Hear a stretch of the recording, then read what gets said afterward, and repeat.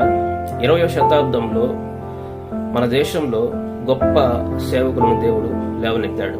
వారిలో ఒకరు brother and Bakht Singh గారు, తండ్రి భక్త్ సింగ్ గారు. చూడండి, ఆయనను సేవకు పిలిచినప్పుడు దేవుడు 3 నిబంధనలను భక్త్ సింగ్ గారికి విధించినట్లు చూస్తాం. ఆ 3 నిబంధనలు ఏంటంటే, నీకున్న ఆస్తిని పొలమును అమ్మివేయి, అలాగే ఏ ఎకరైనా కూడా అది చాటుగానైనా బాహాటంగానైనా ఎవరికి తెలపవద్దు. 2వ నిబంధన ఏంటంటే, నువ్వు ఏ సంఘ సంస్థకు కానీ మిషన్ సంస్థకు కానీ చెందవద్దు.